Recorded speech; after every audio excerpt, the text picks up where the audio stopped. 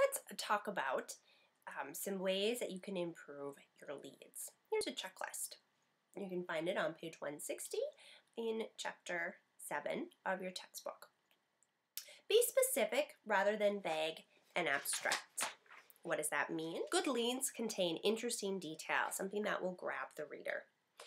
You also want to help readers visualize the events. Here is a lead from the Tampa, Florida Tribune that helps you envision a dramatic scene without being opinionated about it. At 59, she'd never touched a gun until someone held one to her head. Compare that gripping lead with this one. The City Council passed an ordinance that will affect all parents and teenagers living within city limits. La la la la la la.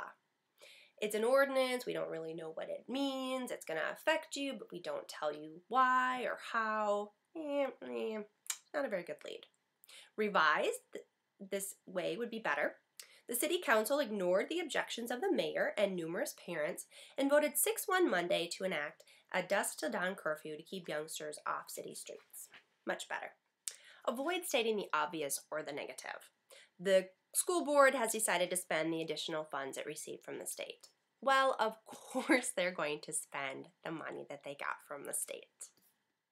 Be concise and avoid redundancy. 2 women robbed a shopper in a local supermarket Tuesday. One woman distracted the shopper and the second woman grabbed her purse, which contained about $50. There's a lot of redundancy.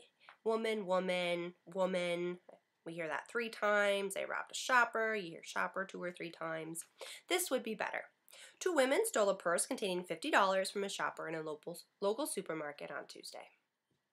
Studies have shown that most readers find that a 24-word lead difficult to read and a 29-word lead very difficult.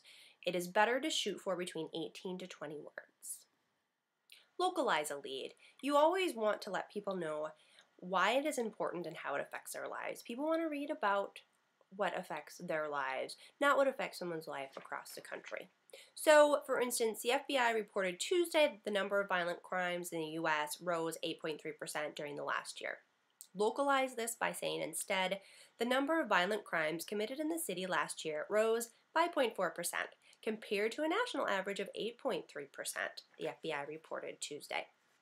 You, of course, want to do this if you're writing for your school newspaper. You want to always remember who your audience is and write your lead, and then the rest of your story for them.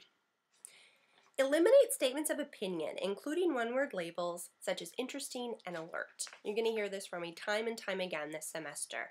You need to be objective. You need to remove all opinion. It's easy to let opinion slip into your story. For instance, speaking to the Downtown Rotary Club last night, Emil Planbeck, superintendent of the City Park Commission, discussed a topic of concern to all of us, the city's park system. All of us, you're including yourself into the story. You said a topic of concern, you're putting your opinion in and saying, this is concerning, this is something we need to talk about. A better way to phrase this would be instead, Emil Planbeck, superintendent of the City Park Commission, wants developers to set aside 5% of the land in a new subdivision for parks. You're getting straight to the actual point of what happened, and you're saying it in an unsubjective way. Finally, be sure to always read aloud what you write, particularly your leads, to be sure that they read well and are clear, concise, and easy to understand.